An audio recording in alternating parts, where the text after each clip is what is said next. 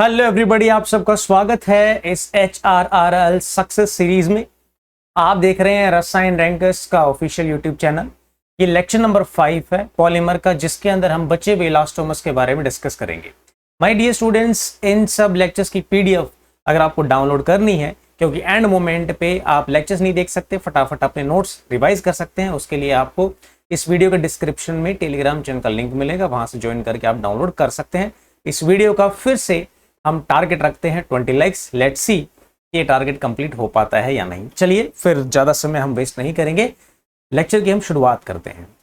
तो हमने last class में 4 तरीके के रबर्स हमने पढ़े थे, उसमें 5वां रबड़ है आपका नेचुरल रबड़। बहुत ही ज्यादा इंपॉर्टेंट है नेचुरल रबड़ गाइस, ठीक है। क्या इंपॉर्टेंट है? नेचुरल रबड़ का नाम आपको याद रखना है, जिसका नाम है सिस 1,4 पॉलीआइसोप्रीन।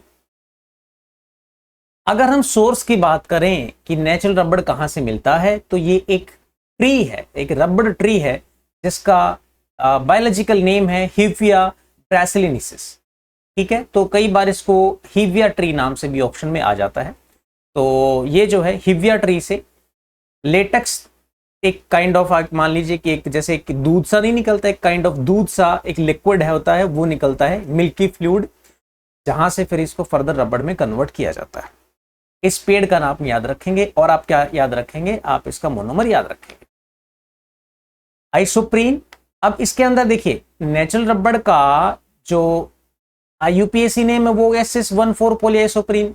अब इसको सिंपली पॉलीआइसोप्रीन भी बोला जा सकता है।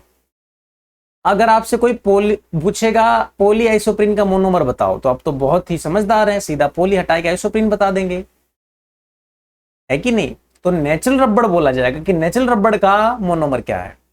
क्या है? आइसोप्रीन, ठीक है। क्या है? आइसोप्रीन। आइसोप्रीन क्या है आपका? 2-मिथाइल-1,3-ब्यूटाडाइन। अच्छा, कौन से पॉलीमराइजेशन से ये पॉलीमराइज होता है? एडिशन पॉलीमराइजेशन से। सबको पता है एक ही टाइप का अगर मोनोमर है तो वो सारे के सारे एडिशन पॉलीमराइजेशन में कैटेगरी में आते हैं। प्रॉपर्टीज की बात कर ले, चलिए देखिएगा, आप ध्यान से देखिएगा। अगर आपको कोई प्रॉपर्टी ध्यान ना रहे तो इलास्टोमर का कोई भी एग्जांपल हो, रबड़ की जो भी प्रॉपर्टी याद आए उससे मैच कर लेना। सॉफ्ट है, इलास्टिक है, हाई टेंसाइल स्ट्रेंथ है, ये इंपॉर्टेंट है आपका। कई बार सोलवेंट को लेके पूछ लिया जाता है, तो सोलवेंट को लेके ये पुअर रेजिस्टेंस है, मतलब सोलवेंट के सामने ये स्टैंड नहीं करता। तो ऑयल हो गया, सोलवेंट हो गया, हीट हो गया, ऑक्सीडेशन रिएक्शन हो गई, है ना, तो इनको जल्दी पकड़ता है ये, इनके सामने बड़ा रिएक्टिव है ये। अगर हम इंपॉर्टेंट यूजेस की बात करें तो टायर्स और ट्यूब्स जो हैं वो इस पॉलीआइसोप्रीन रबड़ की बनती हैं। रबड़ बैंड्स जो है ना, लड़कियां रबर बैंड्स यूज करती हैं, फुटवियर हो गए, वो इस रबड़ के बनाए जाते हैं, ठीक है। आगे बढ़ते हैं। 6 नंबर है मेरा पॉलीब्यूटाडाइन रबड़, PBR, पॉलीब्यूटाडाइन रबड़। जैसा कि इसके नाम से ही मुझे क्लियर है कि इसका मोनोमर क्या होगा, ठीक है। अब यहां पे हमने ब्यूना S, ब्यूना N 2 चीजें पढ़ी थी, इसका नाम है ब्यूना B, याद रखिएगा, ब्यूना B। वो दोनों ज्यादा फेमस हैं, एग्जाम्स में वो ज्यादा पूछे जाते हैं, ये पूछे नहीं जाता इतना, बट फिर भी हमें पढ़ना है। Buna B, Bu means butadiene, Na means sodium catalyst use होता है, और B मीन्स ब्यूटाडाइन, ठीक है। तो also stands for BR, butadiene रबड़। मोनोमर क्या है? ब्यूटाडाइन। ब्यूटाडाइन का स्ट्रक्चर आपको याद रखना है, आपका पहले वाले कार्बन पे और लास्ट वाले कार्बन पे डबल बॉन्ड से ये अटैच होते हैं, ना आप ध्यान रखेंगे, ठीक है। फिर बात आती है कौन से पॉलीमराइजेशन से होता है। अब यहां पे देखिएगा आप कि याद रखना, जिगलर नाटा कैटालिस्ट भी इसके अंदर यूज किया जाता है आपका, क्या? जिगलर नाटा कैटालिस्ट, ठीक है। चलिए इंपॉर्टेंट यूज की बात करें तो टायर्स में जो थ्रेड लगे हुए होते हैं पेरीफेरी पे, अगर आपने कभी पुराना टायर देखा हो तो साइड बोल्स, ये इसके मेन यूज है। बाकी गोल्फ जो बॉल्स होती है, फुटवियर की जो सोल्स होती हैं और कन्वेयर बेल्ट होती हैं, वो जनरली प्यूबा बी रबड़ की बनाई जाती है। 7 नंबर है मेरा ब्यूटाइल रबड़। अब इसमें क्या इंपॉर्टेंट है? नाम आप याद रखेंगे ब्यूटाइल रबड़ का दूसरा, पॉलीआइसोब्यूटाइलीन, क्योंकि आपसे मोनोमर जब पूछा जाएगा तो आप भूल जाएंगे कि ब्यूटाइल रबड़ का मोनोमर क्या है। पर आपको अगर पता है ब्यूटाइल रबड़ का दूसरा नाम पॉलीआइसोब्यूटाइलिन है, तो पॉली हटा के बाकी बच गया, वो क्या हो गया? उसका मोनोमर हो गया। दूसरा, कभी कभार दूसरा नाम भी पूछ लिया जाता है कि which one of the following is butyl रबड़, तो उसमें बहुत सारे आपको ऑप्शन होंगे, जैसे पॉलीआइसोप्रीन, पॉलीआइसोब्यूटाइलिन, इस तरीके से। तो जहां पे भी दूसरा नाम है आपको याद रखना है, ठीक है। तो इसमें करते क्या है, एन ब्यूटेन से पहले ब्यूटीन बनाया जाता है, फिर ब्यूटीन से आइसोब्यूटाइलिन बनाया जाता है, क्योंकि आइसोब्यूटाइलिन से ही ब्यूटाइल रबड़ बनेगा। यह जरूरत नहीं है आपको ये याद रखने की। प्रॉपर्टीज की हम बात करें तो ये प्रॉपर्टीज इसकी याद रख लेना बस, ब्यूटाइल रबड़ की। ये गैस इम्परमिएबल होता है, मतलब गैस इसमें से पास नहीं होती, ठीक है। एयर और गैस का इम्परमिएबल होता है, ये इंपॉर्टेंट प्रॉपर्टीज इसकी आती है जो आपको याद रखनी। अगर हम यूसेज की बात करें तो अगर ये एयर और गैस का इम्परमिएबल है तो ये बलून्स बनाने के काम आता है, क्योंकि इसमें से गैस या एयर जो है वो पास नहीं करेगी। ये इंपॉर्टेंट प्रॉपर्टी है, इंपॉर्टेंट प्रॉपर्टी। बाकी अगर हम बात करें तो सीलिंग और गैसकेट मटेरियल बनाए जाते हैं। देखिए, सीलिंग हो गई, गैसकेट हो गई, ये उन रबर्स के यूज किए जाते हैं जो कि केमिकल और वेदर रेजिस्टेंट हो। मान लो आपने कोई सीलिंग, किसी बोतल की सील में आपने कोई रबड़ यूज कर लिया, उस बोतल में कोई केमिकल है, अगर वो केमिकल उस रबड़ के साथ रिएक्ट कर गया, उसको डिसॉल्व कर गया, तो सील हट जाएगी। अब वो आपको एयर टाइट नहीं रहेगा, है ना। तो उन्हीं रबड़ की सीलिंग की जाती है जो केमिकल का रेजिस्टेंट हो। ये आपको इस तरीके से कॉन्सेप्चुअली भी बातें याद रखनी है। कई बार बात दिमाग में ध्यान नहीं रहती, पर हमें अगर कॉन्सेप्चुअल चीजें पता है तो हम क्वेश्चन को सोल्व कर देते हैं, ठीक है। दूसरा, प्रोटेक्टिव क्लोथिंग्स जो होगी, ग्लव्स हो गए, टैंक लाइनिंग हो गई, ये इसके बनाए जाते हैं क्योंकि एसिड हो गया, एल्कलाइज हो गया, ओजोन हो गया, इन सब का रेजिस्टेंट है, ठीक है। तो ये तीनों ही पॉइंट आपके इंपॉर्टेंट है और ये प्रॉपर्टी भी आपकी इंपॉर्टेंट है। आठवां रबड़ है क्लोरोब्यूटाइल रबड़, जिसका नाम है क्लोरो आइसोब्यूटाइलिन, ठीक है। ब्यूटाइल रबड़ को क्लोरीनेशन किया जाता है, जिससे क्या बनता है, क्लोरोब्यूटाइल रबड़ बनता है, ठीक है। ब्यूटाइल रबड़ से क्या बनाया जाता है, क्लोरोब्यूटाइल रबड़। कैसे, क्लोरीनेशन रिएक्शन से। इंपॉर्टेंट यूज की बात करें तो ये इसका इंपॉर्टेंट यूज है आपका ट्यूबलेस टायर। ट्यूबलेस टायर क्लोरोब्यूटाइल रबड़ के बनाए जाते हैं, ट्यूबलेस टायर क्लोरोब्यूटाइल रबड़ के बनाए जाते हैं, ठीक है। बाकी जो फार्मास्यूटिकल्स जो क्लोजर्स होते हैं, जैसे कि बोतल के कैप्स हो गई, कुछ स्टॉपर्स हो गए, वो क्लोरोब्यूटाइल रबड़ के बनाए जाते हैं, ठीक है। आगे अगर हम बढ़े तो 9 नंबर पे सिलिकॉन रबड़ है, पॉलीसिलॉक्सेन रबड़। इसमें एक बहुत इंपॉर्टेंट बात है जो कि हम देखेंगे। अच्छा, इस आगे बढ़ने से पहले मैं आपको यह बता दूं कि मैं ये चाहता हूं कि जब आपका पेपर हो, जैसे कि मान लीजिए डेट वेट अगर जब हमें पता लग जाएगी, तो उसके हम 1 महीने पहले से हर सब्जेक्ट के 1 शॉट लेना शुरू करें। जैसे कि 1 शॉट में हम बैठेंगे, पूरा 1 शॉट हम चलाएंगे। जैसे कि आपका सीआरई है, उसमें रिएक्टर वगैरह है, पूरी एक ही क्लास में खत्म करेंगे, मैं रिवाइज कराऊंगा आपको। फिर अगले दिन हम पॉलीमर की एक 1 शॉट में ले लेंगे। फिर हम process dynamics and control, process instrumentation जो है वो हम 1 शॉट में ले लेंगे। बट मैं वो लेना चाहता हूं लाइव, अपलोड नहीं करेंगे, ठीक है। 2 घंटे की अपलोडेड क्लास कोई नहीं देखेगा, कोई भी नहीं देखेगा, तो उसके लिए इतना मेहनत नहीं की जा सकती है। लाइव क्लास लेंगे, सब आपसे इंटरेक्शन होंगे, आप अपने डायरेक्ट जो डाउट है वो उसी टाइम पूछ सकते हैं।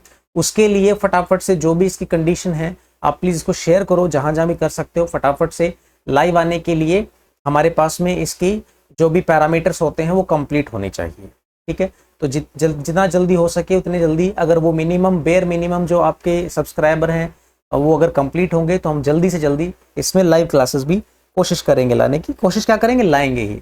और मेरा मन है कि 1 शॉट क्लासेस में लेके आऊं, क्योंकि वो बहुत हेल्पफुल होते हैं, ठीक है। चाहे हम सुबह से लेके रात तक बैठे पढ़ें, आराम से साथ में बैठ के पढ़ेंगे, कोई टेंशन नहीं। चलिए, अगर हम यहाँ पे कंपोजिशन मोनोमर की बात करें तो सबसे पहले पॉलीसिलॉक्सेन में ये जो सिलिकॉन ऑक्सीजन बॉन्ड होता है, SiO(SI) इंपॉर्टेंट है, ठीक है। बाकी के रबर्स में आपने देखा है कार्बन कार्बन चेन है, बट यहाँ पे सिलॉक्सेन बॉन्ड है, ये इंपॉर्टेंट है पॉलीसिलॉक्सेन रबड़ के लिए।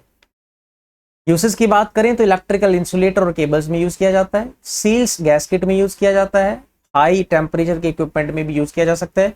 मेडिकल ट्यूबिंग और इम्प्लांट्स जो होते हैं, जैसे कि मान लो किसी का हाथ कट गया है, उसके हाथ के लिए एक इम्प्लांट्स बनाया जाता है, आर्टिफिशियल हाथ बनाया जाता है, आर्टिफिशियल पैर बनाया जाता है, तो ये इस रबड़ के यूज करते हैं, ठीक है। इस रबड़ से वो बनाए जाते हैं। 10 नंबर है पॉलीयूरेथेन रबड़, PU रबड़, ठीक है। पॉलीयूरेथेन रबड़ के मोनोमर कौन कौन से हैं, याद रखिएगा, डाइसोसाइनेट और पोलियो, डाइसोसाइनेट और पोलियोल इसके मोनोमर है। प्रॉपर्टीज की मैं बात करूं तो very high abrasion and tear resistant है, मतलब ऐसा नहीं कि आपने बिल्कुल खींचा और फट गया, नहीं, टीयर रेजिस्टेंस है। हाई टेंसाइल स्ट्रेंथ है, लोड बियरिंग कैपेसिटी होती है पॉलीयूरेथेन रबड़ की। ये इंपॉर्टेंट यूज है यार, ट्रक के टायर्स जो हैं वो पॉलीयूरेथेन रबड़ के बनाए जाते हैं। अब से आप कैसे करेंगे, आपने सब पढ़ लिया कि ट्रक के टायर किससे बनाए जाते हैं, पीयू रबड़ से बनाए जाते हैं, पॉलीयूरेथेन रबड़ से। जब कोई ट्रक जा रहा होगा तो अपने दोस्त से बोलना, देखो यार पीयू रबड़ के ट्रक जा रहे हैं, पीयू रबड़ के टायर्स जा रहे हैं, ऐसे बात करेंगे तभी ये चीजें याद होंगी, अदरवाइज याद नहीं होंगी। ठीक है, चलिए 11वें नंबर पे आते हैं, हाइपलन। हाइपलन, हाइपलन को सीएसएम रबड़ भी बोला जाता है। फुल नेम होता है इसका क्लोरोसल्फोनेटेड पॉलीइथाइलिन, क्लोरोसल्फोनेटेड पॉलीइथाइलिन। और इसका जो ये हाइपोलन है ट्रेड नेम है, ट्रेड नेम। वैसे इसका नाम क्या है, सीएसएम, क्लोरोसल्फोनेटेड पॉलीइथाइलिन। ठीक है, Hypalon is made up of chlorination and sulphonation of polyethylene. तो किससे बना, ये पॉलीइथाइलिन से बना। किससे बना, पॉलीइथाइलिन से बना, याद रखेंगे। यूसेज कहाँ किया जाता है, आपका कन्वेयर बेल्ट्स में किया जाता है। ठीक है, कन्वेयर बेल्ट्स लगभग सारे रबड़, कन्वेयर बेल्ट में लगभग सारे रबड़ का यूसेज हमने देखा ही है, बट हाँ ज्यादातर कन्वेयर बेल्ट का जब सवाल आता है तो हाइपोलन से पूछा जाता है। तो कन्वेयर बेल्ट में जब भी बात है तो आप हाइपोलन पे टिक करेंगे अगर आपको हाइपोलन वहां पे दिखता है तो। ये आपके 11 टाइप के रबड़ थे। इसमें मैंने ये एक आपकी एक टेबल डाल दी है और ये मैंने पूरे रबड़ यहाँ पे लिख दिए। ये आपके लिए एक इंपॉर्टेंट टेबल रहेगी। नेचुरल रबड़ के लिए आपका नाम क्या है, मोनोमर क्या है, मेन प्रॉपर्टी क्या है, यूसेज क्या है। ठीक है, ये एक टेबल में सब कुछ है आपके लिए, सब कुछ। स्टाइरिन ब्यूटाराइन रबड़ में क्या है, पीबीआर में क्या है ना, सब कुछ एक टेबल में डाल दिया डियर स्टूडेंट्स। नेचुरल रबड़ से लेके हाइपोलन तक सब कुछ इसके अंदर आपको मिलेगा। ठीक है, बाकी बचे हुए जो भी चीजें हैं आपको इसके अंदर सारे रबड़ सब कुछ मिलेगा, सब कुछ सारे रबड़ मैंने इसमें डाल दिए हैं। ठीक है, और इसमें आपको जो है क्या पॉलीमर यूनिट है, कैसे क्या है, क्या नाम है इसका, वो सब इसके अंदर डाला हुआ है। ठीक है, तो आप ये याद रखेंगे। ये आपको याद रखने की जरूरत नहीं है। SBR हमें पता है, ठीक है, कोई बात नहीं है। NBR हमें पता है, ठीक है, और सबके ये याद रखने की कोई ज़रूरत वाली बात नहीं है। हाँ, कुछ आपको ट्रेड नेम ज़रूर याद रख लेने हैं, जैसे पॉलीआइसोप्रीन क्या है, नेचुरल रबड़ मैंने बता दिया, याद रखना है आपको, ये याद रखना है, ये याद रखना है, प्योनास याद रखना है, ये सब याद रखने हैं आपको। ठीक है, थाइकोल्स बहुत बार पूछ लिया जाता है, याद रखना है। हाइपोलन बता दिया है मैंने, सिलिकॉन।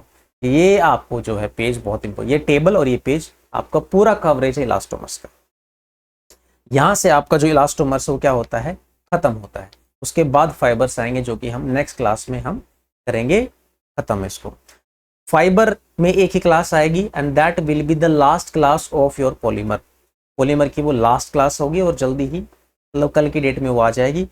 उसके बाद में मैं आपको एक DPP दूंगा, क्वेश्चन की फाइल दूंगा, जिसमें सिर्फ और सिर्फ पॉलीमर के क्वेश्चंस होंगे, जिसमें जो बेस्ड होंगे जो भी हमने थ्योरी पढ़ी है उसके अकॉर्डिंग। उसको प्रिंट आउट निकलवा लेना, चाहे आप कैसे भी उसको DPP को सोल्व करना। आपसे पॉलीमर में कोई भी क्वेश्चन नहीं छूटेगा, ये मेरी गारंटी है, मेरी गारंटी है ये। ठीक है, DPP आपको टेलीग्राम चैनल पे मिल जाएगी, वहां जाके डाउनलोड कर लेना। Thank you so much, bye bye and take care. Likes वाला टारगेट जरूर याद रखना। Best wishes.